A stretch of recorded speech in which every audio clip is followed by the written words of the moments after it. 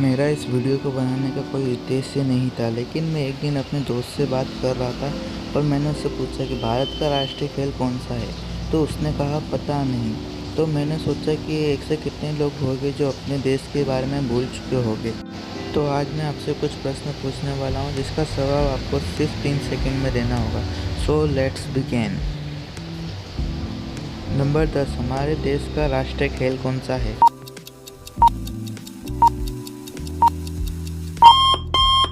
Hockey. हाँ, ये हमारे देश का राष्ट्रीय खेल है। मैं जानता हूँ कि हमारे देश में क्रिकेट की इतनी पूजा की जाती है, उनके खिलाड़ियों को बड़े बड़े एड्स दिए जाते हैं, उनके कैप्टन को एड्स दिए जाते हैं। मगर मैं दावे के साथ कह सकता हूँ कि आज हमारे भारतीय क्रिकेट की टीम को आप जानते भी नहीं होंगे। उनके उनके खिलाड़ियों की तो दूर की बात है, उनके कप्तान को भी नहीं जानते होंगे। लेकिन मैं आपको आज उनके बारे में बताने वाला हूँ। उनको ज़्यादातर लोग नहीं जानते। आप स्क्रीन पे उनकी फ़ोटो देख सकते हैं। इनका नाम है मनप्रीत सिंह, जो हमारे देश की तरफ से भारतीय हॉकी टीम के कैप्टन हैं।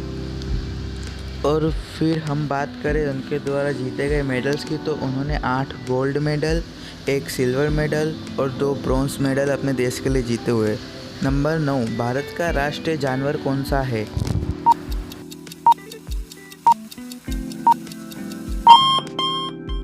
लायन। जी हाँ, शेर ये हमारे देश का राष्ट्रीय जानवर है। बीच में इनकी जनसंख्या इतनी कम हो गई थी कि ये लुप्त होने की कगार पर आ गए हैं। इनकी सबसे कम जनसंख्या 12 हो गई थी। फिर हमारे देश की सरकार ने शेरों को बचाने के लिए कुछ अभियान चलाए, जिनके कारण आज हम इनको देख पा रहे हैं। भारत में केवल गुजरात के गिर के जंगलों में ही आज शेर देखने को मिलते हैं।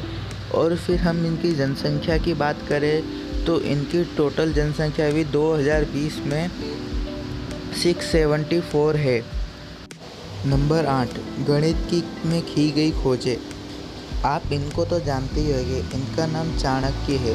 इनको आखिर कोई नहीं जानता क्योंकि ये भारत में गणित शास्त्र के पिता के रूप में भी जाने जाते हैं। लेकिन मैं आपको इनके द्वारा की गई जीरो की खोज नहीं बताने वाला हूँ। इनने जीरो से भी काफ़ी बड़ी बड़ी खोजें की है। ये अब ऐसे ही थोड़े तो इन्हें गणित शास्त्र का पिता कहते हैं। अगर हम एक के पीछे कोई जीरो ना लगाए तो इक्का, एक के पीछे जीरो लगाए तो ढाई, वैसे ही एक के पीछे 53 जीरो लगाकर उनके नाम इन्होंने निर्धारित किए थे, जिन्हें आज हम भी आज नहीं जानते हैं। नंबर 7 पे आता है हिसाब लिखने की पद्धतियाँ। यह प्रश्न केवल अकाउंट पढ़ने वाले विद्यार्थियों के लिए ही है। भारत में हिसाब लिखने के लिए कौन सी पद्धति विकसित की गई है?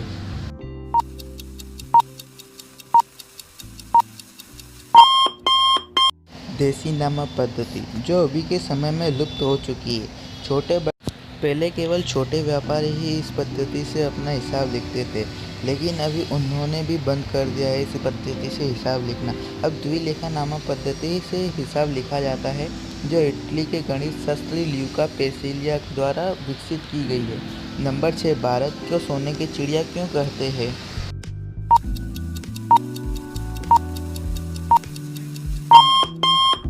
मैं जानता हूँ कि आपका सवाल होगा कि उसके पास पैसा बहुत था। मैं मानता हूँ कि भारत के पास पहले बहुत पैसा था, लेकिन भारत को पैसों की वजह से सोने की चिड़िया नहीं कहा जाता था, बल्कि भारत में उत्पादित मिर्च मसालों की वजह से उसे सोने की चिड़िया कहा जाता था, क्योंकि उस टाइम पे और कहीं भी मसाले नहीं उगते थे।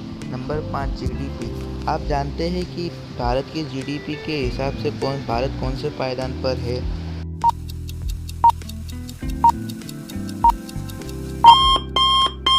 भारत जीडीपी के हिसाब से 7वें नंबर पर है, परंतु एक ऐसा समय था कि भारत पूरी दुनिया के जीडीपी का 25% हिस्सा रखता था। चौथा, बड़ी बड़ी कंपनियां। यह कोई प्रश्न नहीं लिए, लेकिन भारत की कुछ बड़ी बड़ी कंपनियां बताने वाला हूँ जो शायद आपको विदेशी लगती हो। अमूल, अमूल, टाटा, सेवलॉन, खासकर सेवलॉन और पतंजलि, ये सारी भारत की कंपनी है। नंबर 3, भारत में सबसे पहली विदेशी कंपनी कौन सी आई थी?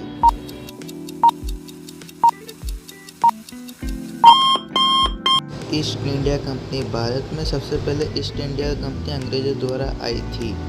नंबर 2, भारत का झंडा किसने डिजाइन किया था?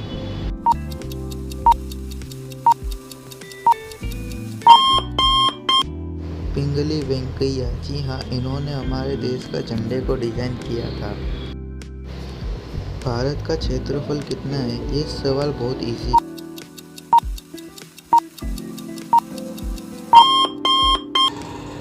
32.8 स्क्वायर किलोमीटर।